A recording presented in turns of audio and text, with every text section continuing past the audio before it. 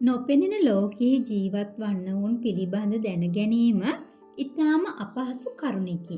එය මෙබඳු දෙයකි. දහවලට පෙනීමේ හැකියාව ඇත්තේ මිනිසුන්ට පමණක් නොවේ. කුරුල්ලන්, සිව්පාවුන් වැනි බොහෝ සත්තු දහවල් හිරුවෙලියෙන් ලොව දකිති. කර්මානුරූප ඔවුන්ට net ලැබී ඇත්තේ දහවල ලොව දකින්නටය.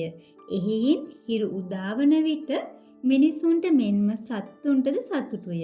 මිනිසුන් අවදිව තම තමන්ගේ දෛනික කටයුතු වල යෙදෙන්නේ හිරු උදාවත් සමගය. සත්තු අවදිව තම තමන්ගේ ආහාර ආදිය සොයා ලැබුම් අත්හැර යති. එහෙත් දහවලට නොපෙනෙන රාත්‍රියට පමණක් පෙනෙන ඇතැම් තිරිසන් සත්වයෝ සිටිත්. ඔහු දවල් කාලයේ වෙනස් සතුන්ගේ බැල්මකට හසු නොවන පරිදි සැඟවී වසත්. හිරු බැස යනට පටන් ගත් විට බොහෝ මිනිස්සු වැඩ කටයුතු නවතා සිය නිවෙස් බලා આવුත් විඩා නිවා ගනිමින් කිසියම් විවේකයකින් යුතුව රෑ නින්දට සූදානම් වෙති. දිවා කල හැසිරුණු සත්වයන්ගේ net හිරු බැස යන විට නොපෙනී යයි. දැක්ම අපැහැදිලි වේ. එකල්හි ඒ සත්වයෝ ගමන් මඟ නොපෙනී යන්නට පෙර තමන් läග සිටි තැන් කරා આવුත් නිසල්මන් වෙති. හිරු උදාවන විට නිශාචර සත්වයන්ගේ net නොපෙනී යන නමුත් හිරු බැස යන විට ඔවුන්ගේ දැක්ම කෙමින් පැහැදිලි වී තියුණු වී දිවා කලක මෙන් පෙනෙන්නට පටන් ගනී.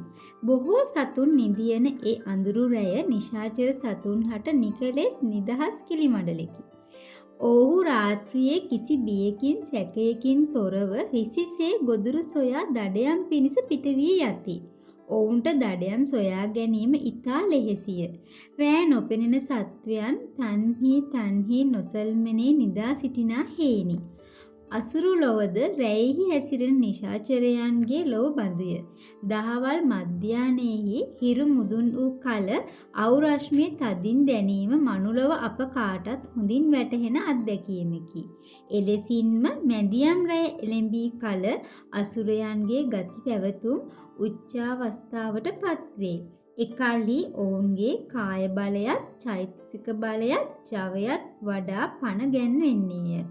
ඒ මැදියම් රැයෙහි ඇති අඳුරෙහි තෙද ඔවුන්ගේ ගති වේගවත් කොට ඔවුන් වඩා ජව සම්පන්න කරවයි. දහවල් කල්හිඳු ඔවුන්ගේ බල පරාක්‍රමය මිනිසුන් ඇතුළු අන් සත්වයන් කෙරෙහි බල පවත්වන නමුදු එහි ක්‍රියූර්ත අවස්ථාව මැදියම් රැයයි.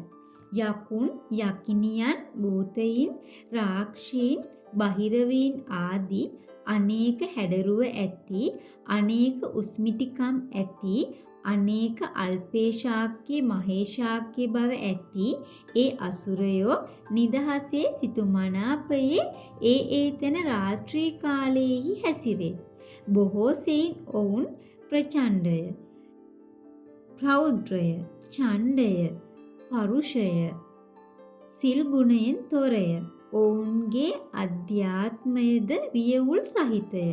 පාලනයෙන් තොර සංවේදී වේ. දුරදිග සිතීමේ හැකියාවක් නැත්තේය. සිතට ආ දෙයක් කරන කලබලකාරී වේගවත් සිතුවිලි ඇත්තේය. වහා කිපෙන සුළුය. එකට එක කරන සුළුය. පලිගන්නා සුළුය. නොනැවති පසුපසින් හඹාවිත් පහර දෙන සුළුය. අසුරයින් සෑහීමට පත් කරවීම ලෙහෙසි කටයුත්තක් නොවේ. ඔවුන්ගේ වාසබිම් සයුරේත් ගොඩබිමෙහිත් වනාන්තරයේත් කඳුහෙල්වලහිත් සුවිසල්ව පැතිර ඇත්තේය. අසුරයින් හට තම තමන්ගේ කර්මානුරූපව යම් යම් අධිශක්තියින් ඇති බව සැබෑවකි. නානා වෙස්ගෙන අහස් ගමනින් යා හැකි බොහෝ අසුරයෝ සිටිති. මනුලව බොහෝ මිනිසුන් ඔවුන් කෙරෙහි භක්ති භාවවන්ත බය පාක්ෂපාතී බවකින් යුතු වෙති. නමුත් දුසිල් ගුණැති අසුරයෝ රිසිසේ හැසිර සිය මනදොල සපුරා ගන්නට මාන බලති. ඔවුන්ව අදහා ඔවුන්ගේ දාසයන්සේ හැසිරෙන මිනිසුන් කොතරම් බැති පෙමින් බරව පුද පිදවිලි දුන් නමුත් ස්වල්ප වූ වරදෙහිද අනුකම්පා විරහිත දඬුවම් වලට ලක්වන්නාහ. අසුරයන්ගේ මූලික ගති ස්වභාවය වනාහි චිත්තාවේගයෙන් යුතු බවත් කෝපයත් රාගයත්ය. ආවේගයට පත් වූ විට ඔවුන්ට තමන්ව පාලනය කරගත නොහැකිය. කෝපයෙන් වියුරු වැටි බොහෝ කල් ගෙවනා තුරු එය නොසන්සිදේ. ඇතැම් අසුරයෝ අධික රාගයෙන් යුක්තෝය. ඔහුද සිය මනදොළ රිසිසේ සපුරා ගැනීමට අන්‍යයන් ගොදුරු කර ගනිති. අසුර ලෝකයෙහි කර්මානුරූප බොහෝ දුක් විඳින අසුරයෝ සිටිති. ඔවුන් බොහෝ දෙනෙකු ආශා කරනුයේ සුරා බීමටත් රුධිර පානයටත් එළුවන් කුකුලන් වැනි සතුන්ගේ රුධිරයත් මිනිස් රුධිරයත් ප්‍රිය කරන බොහෝ අසුරයෝ සිටිති. ඔවුන්ගේ කුසගින්න පිපාසයත් ඉතා අධිකය. කෙතරම් සුරා බීවද රුධිරය බීවද ඔවුන්ගේ සාපවස් ලේසියෙන් නොසන්සිදේ. අසුරීන් අතර සිටියෙකු යම් හේකින් ඒ අසුර ලොවින් චුතව මරණයට පත්ව මිනිසුන් අතර උපන්නේ නම් තමාගෙන් වියෝ වූ ඥාතියා සොයා ඒම ඔවුන්ගේ සිරිතය. ඒ වෙනුවෙන් ඔවුහු ඔවුන්ගේ ලෝකයේ පාලනය කරනු ලබන වඩා බලවත් දේවතාවුන් හට බැලමෙහි කොට කරුණු පවසා යාදිනී ඇද සිය ඥාතියා ළඟට ගොස් ඔහුගේ මනසට බැල්ම හෙලා ඔහු හා විසුමට වරම් අයදී. ඥාති භූතයා යක්ෂයෙක් හෝ යක්ෂණියක් හෝ බහිරවයෙක් හෝ වෙනත් නාග භූතයෙක් හෝ විය හැකිය. එවැන්නෙකුගේ බැල්මට හසු වූ මිනිසා හැසිරිය යුත්තේ ඒ අසුරයාගේ අභිමතය පරිදිය.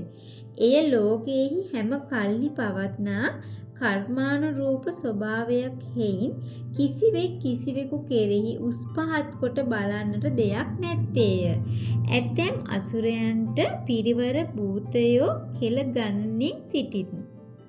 තම නෑම් වූ මිනිසුන්ගෙන් හෝ සේවාදායක බැතිමතුන්ගෙන් හෝ පුද පිදවිලි ගරු නම්බු තුති පැස්සුම් වැඳුම් පිදුම් ආදිය ලබා පියවි මිනිස් ඇසට නොපෙනෙන ඔවුන්ගේ ලෝකයෙන්ද ඉහළ පිළිගැනීමකින් වසන්ට අසුරයෝ මහත් ආශාවක් දක්වති. ඒ ඔවුන්ගේ දෝෂයක් නිසා නොව කර්මානුරූපව ලද ආත්මයක පිහිටන ගති ලක්ෂණය. අසුර ලොවේ බලපවත්වන්නේ කිසියම් හෝ අයුරකින් සිය ආධිපත්‍යය අන් අය කෙරෙහි පතුරවාලීමය. ඔවුන් රිසි පරිදි ඒ නොවන්නේ නම් සැඩ පරුෂ අයුරෙන් හෝ කරනු ලබයි. මනුලොව මිනිසෙක් ඔවුන්ගෙන් උපකාරයක් ඉල්ලා ඔවුන් විසින් ඒ ලබා දුන් විට ඒ මිනිසාට අමතක වූවද ඔවුන්ට අමතක වන්නේ නැත. උපකාර කරන ලද මිනිසා මරණයට පත්වන කල්ලි ඔහු තමා ළඟට පැමිණ තමාට පෙරලා සේවය කළ යුත්තේ යන්න අසුරන්ගේ අදහසය. ඒ වෙනුවෙන් කළ යුතු යම් දෙයක් ඇද්ද ඔහු ඒ කඩිනමින් කරති.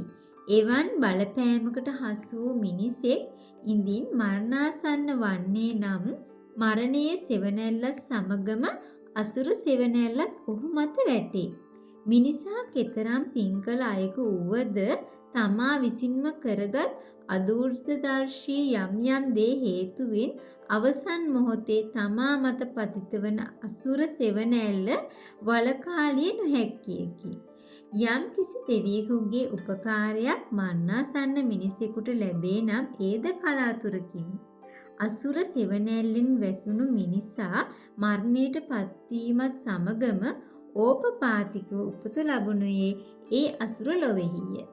මියගිය මිනිසාගේ ප්‍රාණය කොහේ ගියේදැයි දන්නා කෙනෙකු නැත්තේය. මනුලොව කරනු ලබනුයේ ප්‍රාණ රහිත දේහේ නාවා සලුපිල හඳවා කිසියම් දෙනක බහා මලින් සරසා ගරුසරු දක්වා ගුණකතන පවත්වා හඬා දොඩා කඳුළු සලා සොහන දක්වා ගමන් කිරීමය. එහෙත් මරණය යනු මෙවන් වැඩ කටයුතු පෙළගැස්මකින් නිමාවන දෙයක් නොවේ. සැබවින්ම මිනිසෙකුගේ පැවැත්ම ප්‍රාණ රහිත මෘත දේහයක නැත්තේය. ප්‍රාණරහිත සිරුරට ගරු බුහුමන් කරනු ලබනුයේ චුත වූ ප්‍රාණීන්ටත් වඩා දිවි පවත්වුන්ගේ වැදගත්කම රැකගනු පිණිසය. මිනිසා පමණක් නොව ඕනෑම සත්වයෙක් මරණය සමග කර්මානුරූපව වෙනත් ලොවකට පිවිසේ.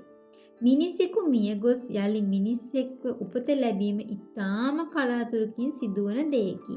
බොහෝ විට සිදුවනුයේ මරණයට පත් මිනිසාගේ ප්‍රාණය වෙනත් ලොවකට පිවිසීමය. එය නිරය හෝ ප්‍රේත යෝනිය හෝ තිරිසන් ලොව හෝ අසුර ආදී වෙනත් ලොවක් විය හැකිය. මළවුන් අතරට වැදුණු කල්හි ඔවුන්ට සිදුවන්නේ කිමෙක්දැයි බොහෝ අය නොදනිති.